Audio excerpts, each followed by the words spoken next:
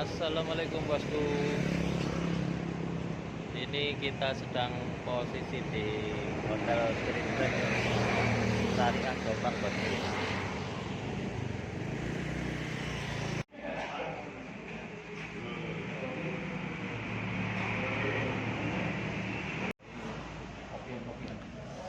Oke bosku, ini kita mau menuju ke ruangan rapat ini bosku.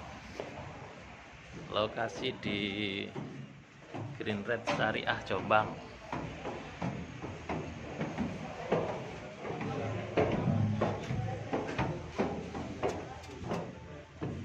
Nah, sebelum masuk ke ruangan ini kita registrasi dulu.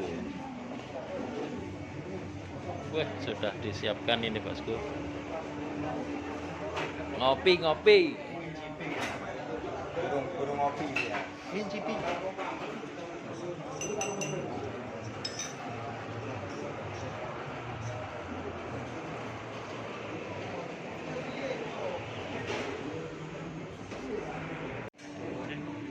Kementerian Pekerjaan Umum dan Perumahan Rakyat telah melakukan langkah-langkah demi terciptanya konstruksi keselamatan sebagai respon dari maraknya kecelakaan konstruksi yang terjadi. Di antaranya, penanganan Ayo, kata nanti ngopi sih. Ini bosku, kita proses registrasi dulu bosku. Antri. Nah ini bosku, ngisi daftar hadir. Tapi kok jeneng apa loh?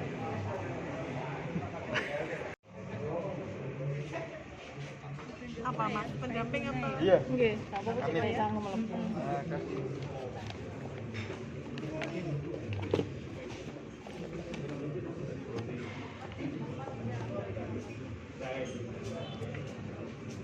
Di siapa ini?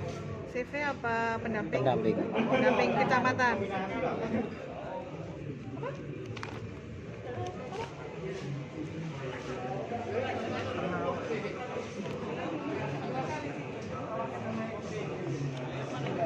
Oke bosku, ini kita sudah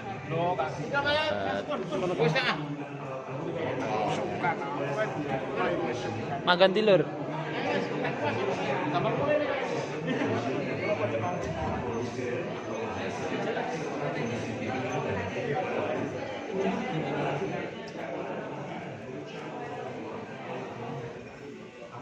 Sembarang dah iki.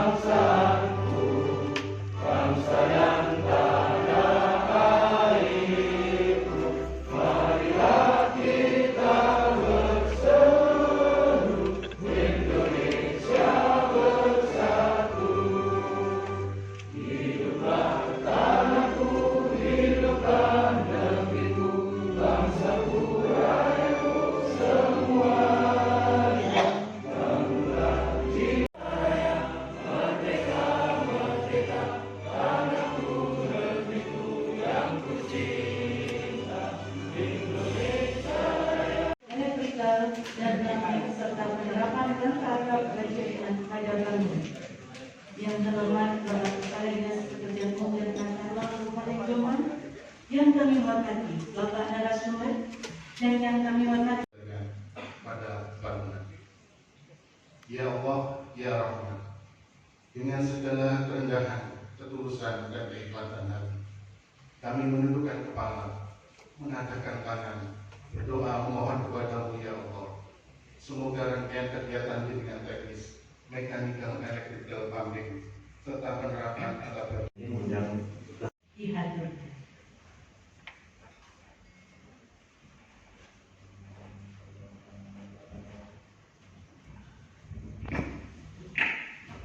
Bismillahirrahmanirrahim. Assalamualaikum warahmatullahi wabarakatuh.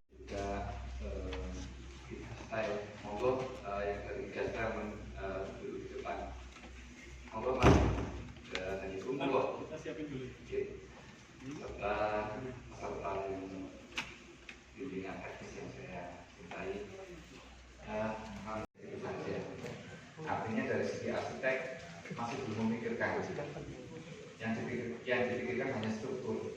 Bagaimana caranya bangunan itu kuat tahan lama dan tidak memikirkan indahnya. Tapi seiring dengan waktu Universitas Brawijaya. Kemudian untuk pengalaman karir, beliau adalah tim ahli bangunan gedung Fakultas Teknik Universitas Brawijaya sebagai ahli ME mulai dari tahun 2016 sampai sekarang. Kemudian sebagai tenaga ahli ME PT Tritan Anugrah Pratama tahun 2018 sampai sekarang, juga sebagai komisaris PT Sistem Cerdas Indonesia dari tahun 2020 hingga sekarang, sebagai tim profesi ahli bidang ME Kabupaten Jombang mulai tahun 2021 sampai sekarang, dan juga sebagai tim profesi ahli bidang ME dari Kabupaten Malang tahun 2022 hingga sekarang. Selanjutnya kepada Bapak Sukma, waktu dan tempat dipersilakan.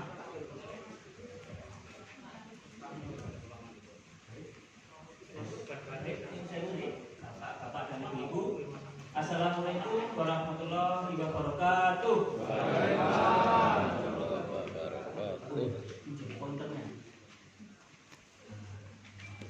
Baik, Bapak Ibu, relax ya, santai saja. Saya orangnya enak kok. Jadi di sini saya ingin berbagi informasi, ingin berbagi pengetahuan mengenai apa-apa saja yang harus kita lakukan untuk kedepannya, sehingga nanti akan menjadi lebih baik dari segi mechanical, electrical, plumbing. Ya, jadi latar belakang Bapak Ibu mengapa kita harus memahami dari segi MEP. Jadi namanya kelistrikan itu kan salah satu faktor yang harus diperhatikan dari segi keamanannya. Betul Bapak Ibu ya? Jadi di samping struktur dari bangunan, kelistrikan ini juga harus kita perhatikan lebih baik lagi. Jadi seperti yang pernah disampaikan oleh Bapak Kepala Dinas, arsitektur bagus tapi tidak melihat struktur. Nah, terkadang juga arsitektur bagus tetapi tidak melihat dari segi keamanan mechanical, electrical. Oke. Jadi Bapak Ibu, nanti untuk ke depannya ya, kita seperti yang kita ketahui bahwasanya selama ini yang namanya bangunan ya, baik itu untuk hunian, sederhana, tidak sederhana, bangunan sederhana, tidak sederhana, itu ketika akan dibangun ya, itu nanti sekarang kita akan menggunakan istilah namanya PBG. Sudah tahu Bapak Ibu ya? Yang mana dulu namanya adalah IMB, izin mendirikan bangunan. Intinya adalah bangunan sesederhana apapun itu harus ada PBG-nya. Oke, untuk proses pengajuan PBG nanti akan diproses melalui simbg.pu.go.id. Inti dari pendaftaran di simbg ini ya, untuk pengguna maupun juga untuk penyedia, nanti itu adalah untuk pengurusan PBG. Yang kedua adalah SLF, sertifikat layak fungsi. Ya, hotel seperti ini, seperti hotel yang kita tempati ini, kemudian juga rumah sakit, itu harus benar-benar memiliki SLF, sertifikat layak fungsi. Yang diperiksa adalah keseluruhan dari gedung, baik dari arsitek, baik dari struktur, dan juga dari MEP. Oke, SIMBG itu apa Bapak Ibu? Sistem Informasi Manajemen Bangunan Gedung. Jadi era sekarang di Pak Jokowi ini memberikan suatu perintah ya, jadi bahwasanya untuk mempermudah kepengurusan semua harus melalui online. melalui situs SIMBG ini. Jadi intinya nanti Bapak Ibu akan lebih dipermudah dengan suatu proses yang lumayan ketat, sehingga nanti tercipta suatu produk yang di masa hujan. Jadi ngebut saya. Oke, MEP Bapak Ibu, Mechanical Electrical Plumbing. Ya, contoh mechanical apa? AC, air conditioner, lift, eskalator, conveyor dan lain-lain. Kemudian untuk electrical ada cat daya, proyeksi keamanan, sistem pencahayaan dan lain-lain, serta plumbing. Ya, kesemuanya ini nanti akan kita bahas secara global aja ya, karena keterbatasan waktu. Yang jelas untuk bangunan sederhana maupun juga untuk hunian sederhana itu secara umum kan nggak ada lift ya, lift, eskalator, konveyor nggak ada. Kemudian untuk sistem kelistrikan itu biasanya ada di sistem pencahayaan dan cat daya. Perpipaan cukup untuk air bersih, air kotor, dan air hujan tanpa ada saluran khusus secara mendetail untuk limbah. Oke, persyaratan atau ketentuan teknis minimal pada bangunan sederhana yang harus diupload pada SIMBG. Simpel saja Bapak ya, seperti yang sudah dibagikan Bapak bisa baca. Itu ada 3: perhitungan teknis sederhana dan gambar jaringan listrik, kemudian untuk sanitasi dan spesifikasi teknis. Secara mendasar cukup 3 itu saja. Kemudian untuk yang tambahannya itu bila disyaratkan dengan catatan apabila memang untuk perencanaannya nanti itu memang diadakan. Ya, perhitungan teknis dan gambar rencana detail sistem proteksi petir. Karena tidak semua, utamanya untuk bangunan yang cuma 1 lantai kan tidak wajib ada penangkal petir ya. Kecuali kalau memang daerah sekitar memang memerlukan penangkal petir. Dalam arti mungkin sering hujan dan lain-lain. Kemudian juga ada ini PABX dan jaringan internet, telepon lokal maksudnya, dan juga jaringan internet. Kemudian sistem tata suara. Yang berikutnya adalah rencana detail untuk CCTV, kemudian APAR dan juga AC dan lain-lain. Ini tidak wajib untuk bangunan sederhana, tapi perlu jika memang ada. Dasarnya seperti apa? Kenapa potongannya seperti ini? Kenapa luasannya seperti ini? Kenapa harus memakai ini atau memakai itu? Nah, nanti akan ada link ya. Jadi ada link Google Drive yang sudah saya share. Nanti isinya kuil, isinya SNI untuk plumbing dan lain-lain sudah saya share masing paten. Yang namanya AC, AC-nya kebetulan pakai AC standing. Untuk outdoornya yang di luar aula. Jadi masih di dalam gedung itu untuk outdoornya AC. Bisa dibayangkan betapa kelirunya. MCB ini itu apakah langsung ada yang MCB-nya 10, yang di SDK-nya itu 10 terus 66, atau langsung dari MKR-nya 10 ke 64. Sementara itu saya baik. Mengenai LCB ya, kalau LCB itu kan istilahnya itu kan pengaman ganda. Sebenarnya kalau secara umum itu kan tidak wajib, bukan dari keseluruhan perangkat listrik, betul Pak ya. Jadi misalkan arus dari MDB misalkan kecil-kecilan aja lah, misalkan 10 ampere. Nah, kalau total beban yang diperlukan lebih dari ternyata lebih dari 10 ampere kan akan lebih. Nah, untuk membagi dari MDB ke SDP ini itu ada beberapa yang toleransi dari SDP-nya itu besar. SDP-nya misalkan untuk gedung non sederhana misalkan 50 ampere, kemudian dibagi menjadi beberapa SDP, misalkan dibagi 5, dari 50 dibagi 5, logikanya kan 10, 10, 10, 10. Tapi biasanya ada toleransi di atas itu. Kadang juga masih ada yang dibagi lagi. pembagiannya ya yang jelas apabila itu adalah bangunan non sederhana yang sudah diketahui kebutuhan total dari dan kebutuhan total dari daya masing-masing perangkat yang diperlukan, enak Pak itu. Jadi ini butuhnya sekian VA, nanti keluar total berapa ampere, udah itu nanti dijadikan dalam satu grup. Kemudian ada beberapa grup lagi dengan penghitungan yang sama, nanti ketemu di untuk arus yang dibutuhkan di MCB pada SDP bisa ketahuan. Arya sebagai TPA ME Kabupaten Jombang atau dari tim profesi ahli. Mohon maaf Pak, mau disebutkan nama dan dari instansi mana? Saya nama Dodi Kurianto dari konsultan Sinduraya. Universitas Brawijaya, akademisi dan juga profesi ahli ya Pak ya. Kemudian juga 4 orang dari profesi dari Kabupaten Jombang sendiri Pak. Itu sudah ditentukan dan dasar kami adalah PP nomor 16 tahun 2021 tentang persetujuan bangunan gedung. Itu semua sudah diatur tentang penunjukan TPA maupun TPT.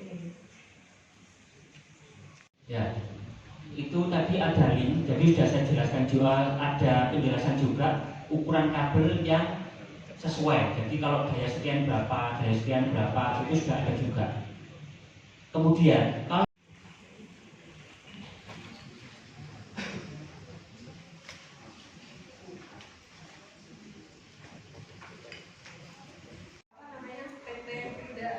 Prida ini itu produk dari luar.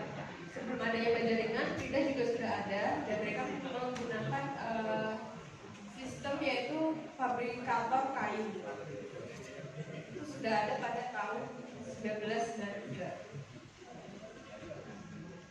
Nah kalau dulu kan kelebihan dari Prida sendiri itu pakai, kalau bapak-bapak tahu kokot ya, gantinya paku. Nah itu setelah kami adopsi, kami pelajari, kemudian karena ini produknya luar ya Pak ya, Banjaringannya, akhirnya Prida sendiri kembali ke Australia dan resmi pada tahun 2012 dan berganti dengan dulunya dipegang oleh PT tahun 2013. Nah seiringnya waktu dari PIS yang sebelumnya memegang Galva Steel sekarang juga dipegang oleh kami sebagai prinsipal 2 merek, itu ada Galva Steel dan Giga Steel.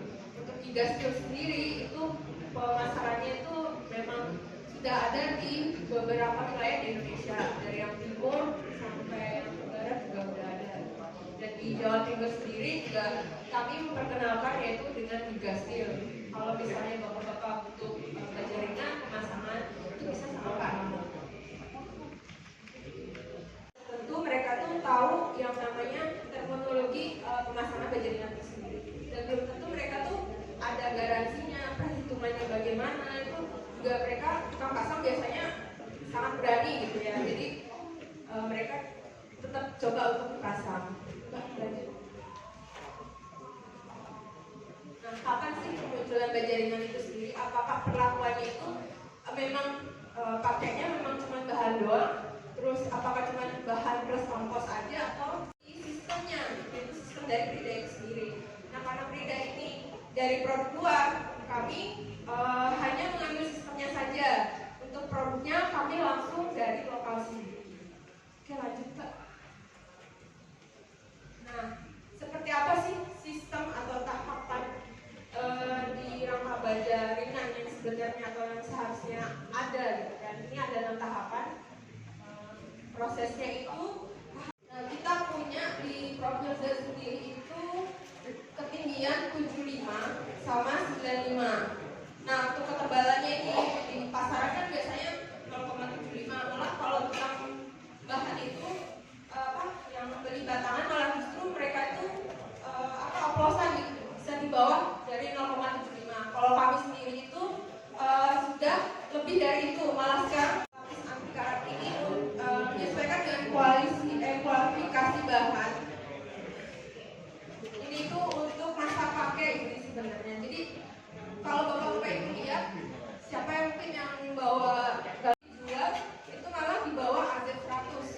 AZ80, 75, AZ50. Nah itu mereka udah berani apa namanya jual.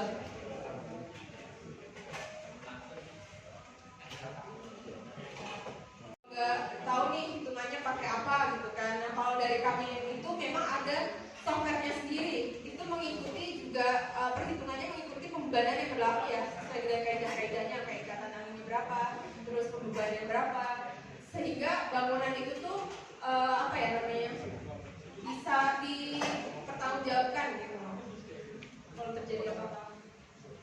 Nah ini untuk bentang-bentangnya pun kami lebih dari 8 meter gitu. Apalagi ini juga untuk apa gedung-gedung sekolah. Ini kita akan tayangkan videonya, salah satu contohnya proses prefabrikasinya dan juga sampai pemasangannya. Nah ini yang dimaksud mesin jig itu. Jadi yang pertama kita akan pasang dulu frame-nya di mesin jignya ini. Terkadang cukup 5 saja, tapi terkadang bisa 10 Pak. Kenapa demikian? Semakin besar bentangan, semakin berat bebannya, otomatis akan menyebabkan semakin besar gaya di sini. Kalau Bapak konsultan pasti paham mengenai gaya tarik dan gaya kesannya.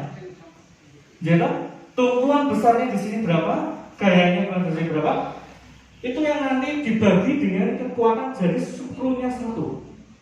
Sama seperti kita hitung jumlah baut kalau pada konvensional, hitung jumlah besi beton pada beton, pada kolom beton maupun pada balok. Sama, jadi nggak cuma 2 atau 3 Pak. Ini yang menggunakan sistem Pak. Makanya kalau ditanyakan nggak cukup 3 itu harus ada dasarnya. Apakah sudah cukup dengan demikian atau berlebih? Tapi kalau berlebih gimana? Ada minimalnya Pak, minimal 3. Kenapa 3? Karena 2 untuk menahan gaya tarik yang dengan batang satunya, sedangkan 1 untuk menahan supaya batangnya tetap berada di posisinya. Kurang lebih begitu Pak. Sampun. Apakah masih ada yang kurang jelas Pak mengenai jumlah baut dan Assalamualaikum warahmatullahi wabarakatuh. Selanjutnya Bapak Ibu bisa menikmati makan siang di luar ruangan. Terima kasih. Oke bosku, ini acaranya sudah selesai bosku.